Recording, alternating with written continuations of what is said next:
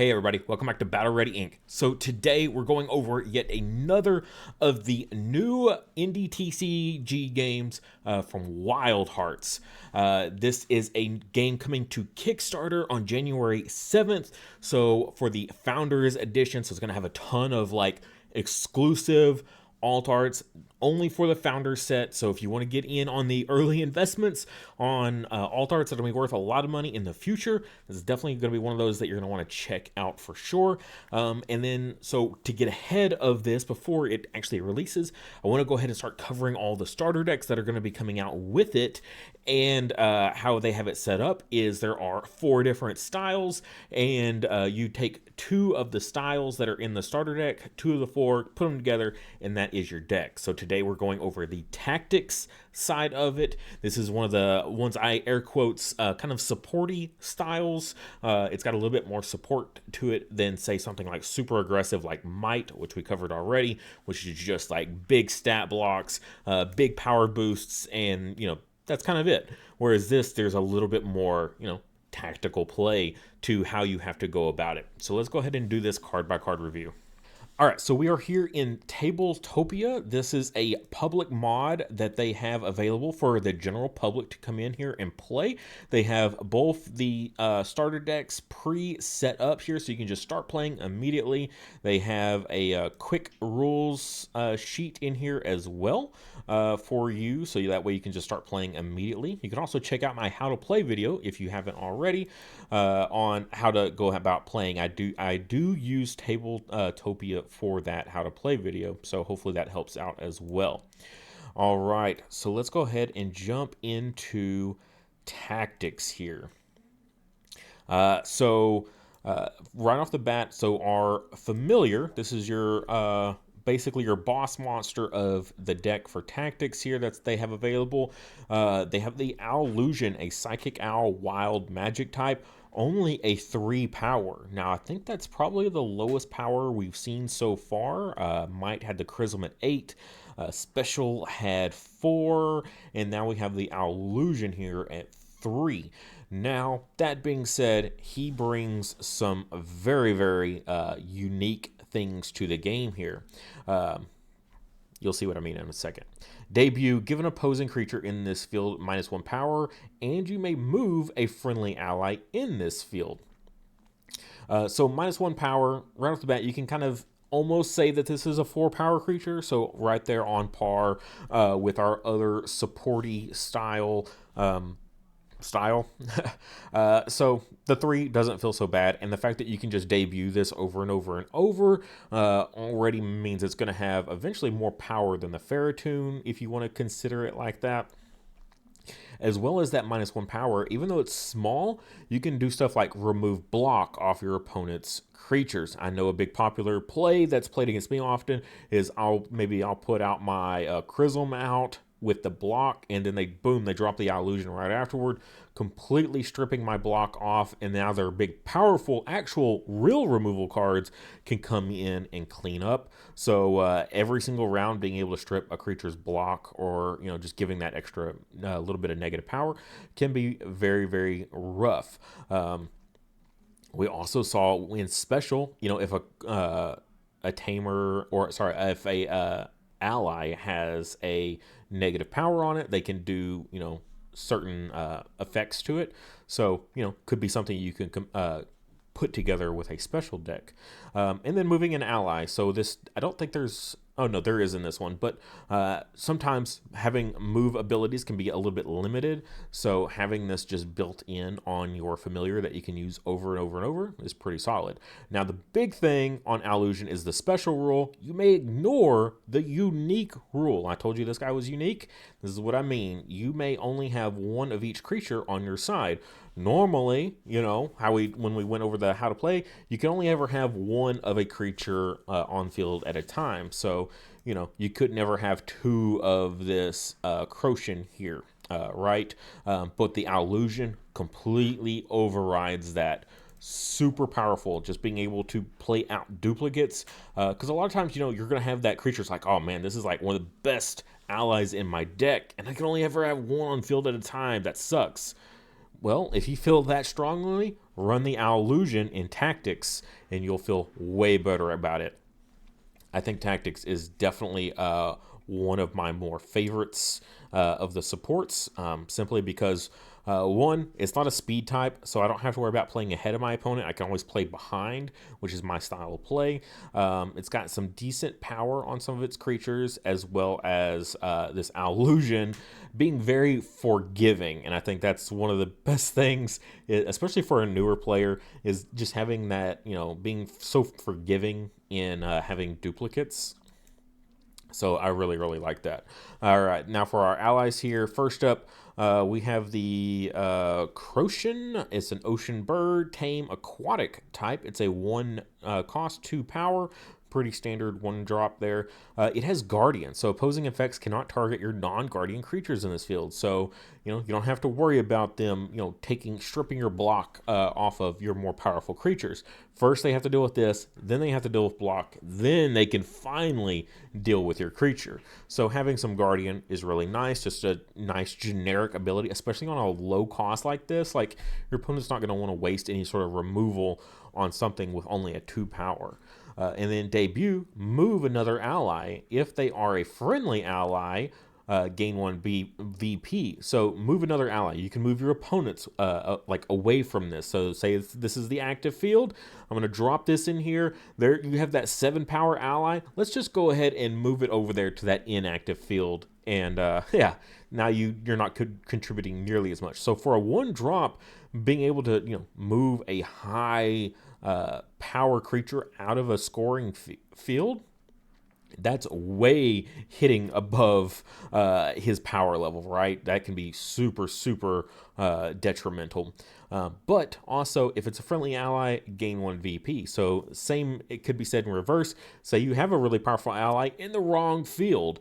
Let me just go ahead and drop this Crotian, and then I'm going to move it over to where it needs to be. And then boom, I also get a VP out of it. So we kind of discussed this a little bit in special, but 1 VP might not be super huge. Over the course of a game, if you're dropping multiples of these, you can definitely, it'll start to add up a lot. But also if you're the fields you're contesting over is, say they're a 2 cost or a 2 and a 3 victory point field, it's going to be a very low scoring game. So having these extra VPs can actually start to be very, very important. Next up, we have the Adult. This really, really strong creature here. It's a 1 cost, 1 power. Pretty weak. I mean, like, literally can't go any weaker than that. At least not that I've seen so far. I haven't seen any 0 power creatures just yet. Debut, KO an ally your opponent played this round. If it is wild, gain 1 VP. Again, an additional way to gain some VP in a low scoring game. Really solid and strong, but also KO an ally your opponent played this round. Any ally. Okay, there's no limit like we saw in Might, where your power has to be greater than or equal to what you want to be able to take out. This is like, no, it just has to be this round. So an all-out playing from behind, again, playing from behind feels really good in with Tactics.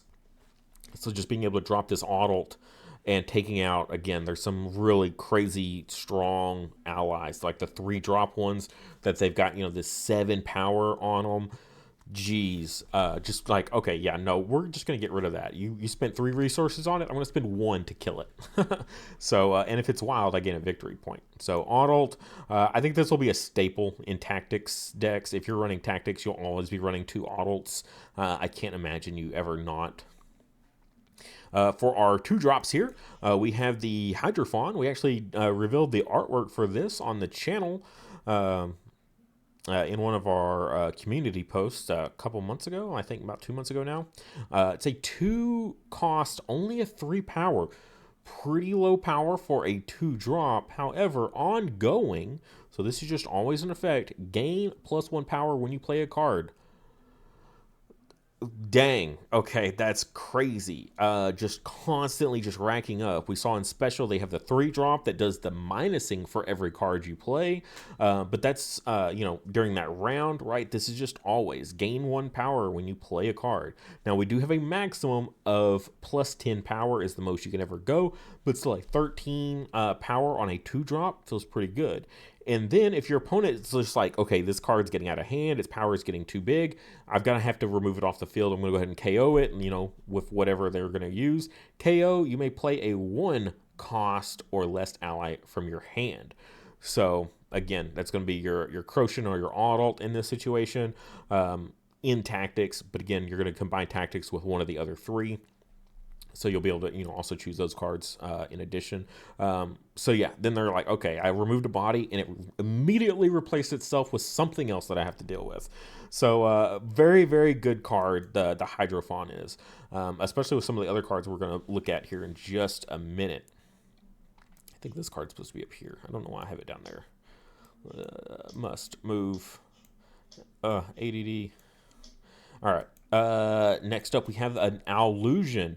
Now, remember, our Familiar is an Allusion also, but because it overwrites that special rule of you can only ever have 1 Allusion or 1 creature with that name and type in play at a time, you could actually have 2 of these. In fact, because there's 2 copies of this Allusion, you could have 3 Allusions in play at one time. How crazy is that? So that feels really good to be able to just keep playing all these cards. Debut, put a 1 cost or more cost tamer card from your discard into your hand. You may move a friendly creature of that card's style. KO, give each opposing creature in this field -1 power. Something like this, you might want to deliberately KO. There's a couple cards that we've looked at before. I think it was like the hit and run card, then special. Ferocity we haven't covered yet, but it has a lot of self KO effects.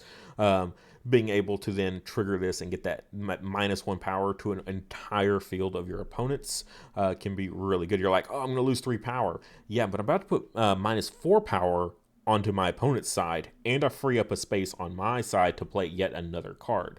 So that can be really good, like tactics-wise. But that Debut, put a 1 or more cost hammer card from your discard into your hand. Just being able to recycle back a lot of these abilities, we're going to look at a few of them, but there are some really, really strong cards that are tamer cards that you would love to be able to play again. So being able to recycle those back is very nice. So really like the Allusion.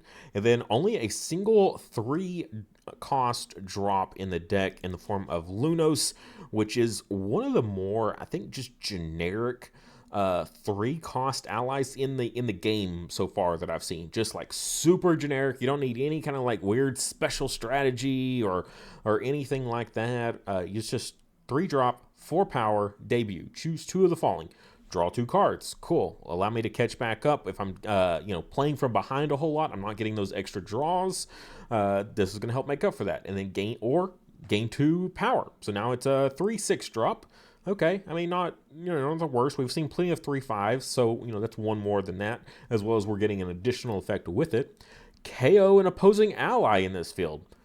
No limit on like the Adult. It has to be played this turn. The Lunos is like, nah, I'm just gonna do this. Like, you played that ally round 1. Okay, this is round 3. Yeah, it's gone. Okay, moving on. So that's really, really strong. So you might consider, oh, it's a 3/6. Yeah, but I just cleared that 7 power ally off the field. So if you really want to think about it, I'm a 3/13. So that's crazy. Or gain block. So if there's you don't need the extra draws. You don't need a KO something. Gain that block. So now you're a 3/6 with block. Nice and generic. Super, super flexible card. Really like the Lunos. Just a great card all around. KO, shuffle Lunos back into its owner's deck instead. This is kind of a double-edged sword. One, you could immediately just draw it, right? Because you put it in the deck and then you shuffle the deck. So it could be anywhere. It's not place it to the bottom. If you place it to the bottom, you'll probably never see it again. But allowing you to shuffle, there's a chance that you could immediately see it again potentially immediately right afterwards. Also, though, you can't recycle it back, right? When special, we looked at stuff. It was like grab an ally out of your discard and play it as a resource. Might has cards that lets it play itself right back onto the field if it was killed this turn. You can't do any of those sort of shenanigans with it. So there is a double-edged sword to that KO effect. But still, that debut is so powerful. It's so good. Really like the Lunos for sure. That's it for our allies. Actually, a plethora of allies for tactics. I think this is the one we've seen the most allies so far and the least amount of tamer cards. But that said, these tamer cards, you see there's 3 of them in here that are one-ofs. They're very, very good. First up, we got Lucky Hat. It's a 0 cost card. Leave this card in play. The next card you play from your hand costs -1. Then discard this card. You're like, okay, it's a one-time use, reduce a cost. If you think about Foxtail Necklace that Special has, it enters their resources exhausted. So they're not even going to use it this round. They have to wait for the next round, turn 2, before they can even use it, assuming they see it turn 1. And then, so they would get 3 uses out of it, whereas this is a single use. However, Foxtail is also a speed card, so then they have to play another card. Lucky Hat does not have speed on it, which means we can play it and stall out a little bit longer, so that way our opponent then, we're making it so that way our opponent has to play ahead of us, allowing us to play from behind, which is really good when you got stuff like the Adult. You have stuff like the Lunos, so we're KOing. We have 2 different KO abilities here. That's really nice. So being able to stall to be able to play the Lucky, with the Lucky Hat here is really nice. Even something like the Crochet, being able to move something. So we're playing behind. Our opponent makes that big drop, and then we just use the Crochet to move it right out of where they put it. Lucky Hat allowing us to play from behind. Really, really nice card. Also pretty good in combination with the Hydrophon, allowing us to get a free +1 power, right? Because it's a 0 cost, and then it's also going to reduce the cost of something else. If you play a 1 cost card after the Lucky Hat, it's also a 0 cost. Speaking of which, of 1 cost cards here, we have the next card, the Tamer 1 cost Alistair's Guide. This is a very, very popular card to use in tactics so far that I've seen. Pretty much everyone loves this card. Seek 4, you may put up to 2 cards in your hand instead. So look at the top 4, put 2 cards in your hand for 1 cost. That's so good. Again, hand resources in this game are so important. Just being able to have things to do, like with your resources, or just being able to be flexible, right? So given the situation, dig for like your Adult for your removal, right? So good to be able to play this. But also the support. Move a tame ally to an adjacent field to give a friendly familiar +1 power. So not only are we getting to move an ally, but we also get to give a +1 to our familiars. Again, our illusion's pretty low starting out, so being able to juice it up is really nice.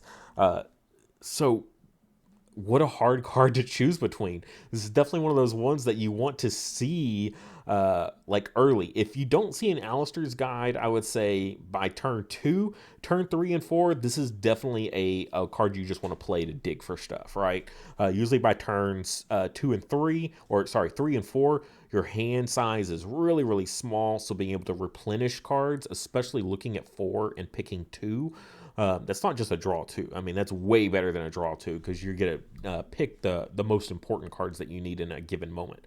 So this being a 2 of in the deck feels really nice. You definitely want to see this early, but seeing a second copy feels just as good. Honestly, if I saw 2 Alistair's Guide in my opening hand, I would keep that hand probably, more than likely. I couldn't imagine a world where I wouldn't want to have both.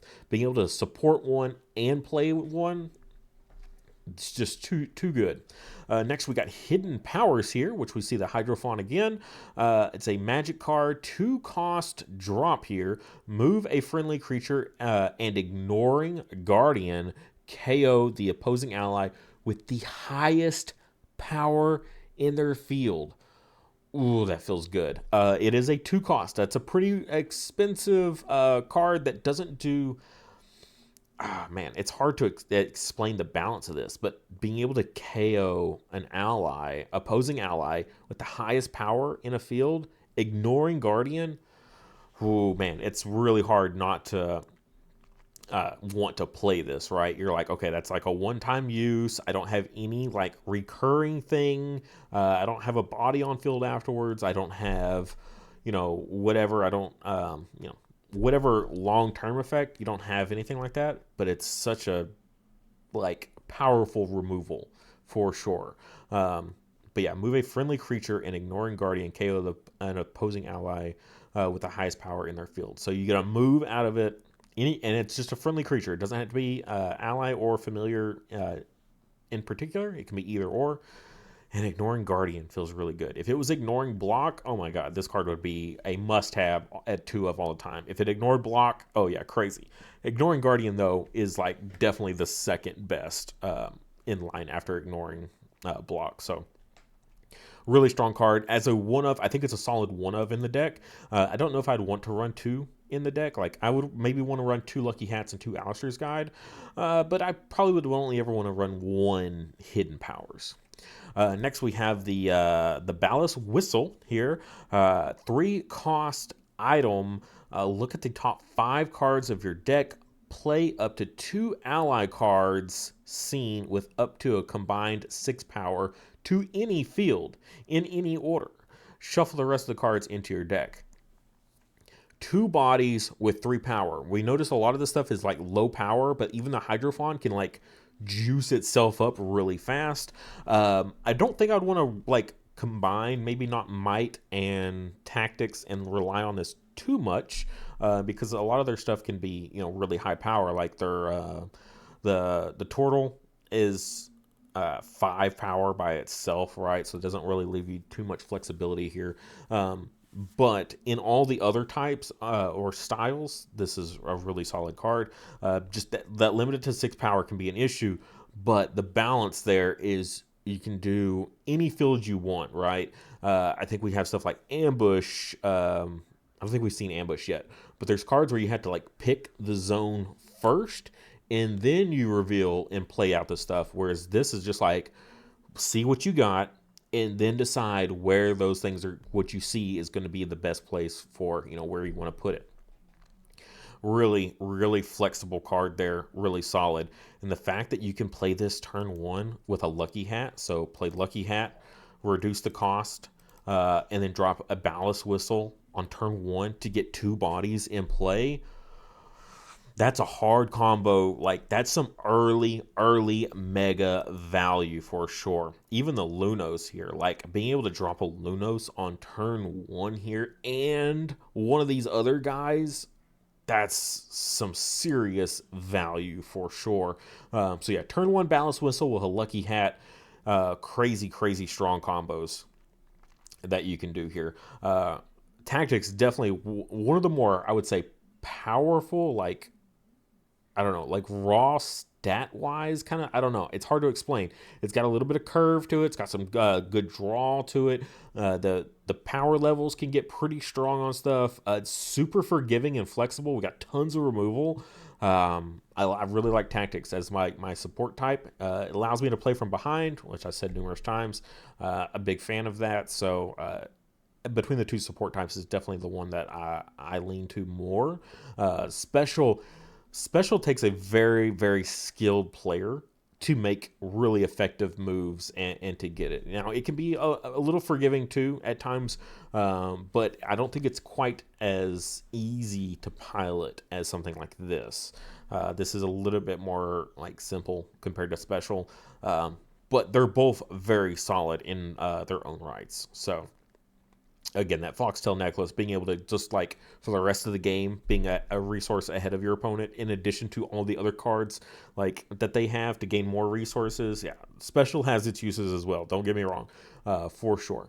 This is just fits my style of play a little bit better. But that is it for tactics. Again, make sure you're staying on the lookout for this. January 7th is the release date for the Founders Kickstarter. It's going to have all those alt arts and things like that that'll be worth some big money in the future. So stay tuned for that. And next up, we have Ferocity. And that's going to be our final style, and it's a good one. I use a lot of Ferocity, so I'm a big fan of it, if you couldn't tell. And it's also one of the more deadly for you and your opponent, so pretty cool stuff.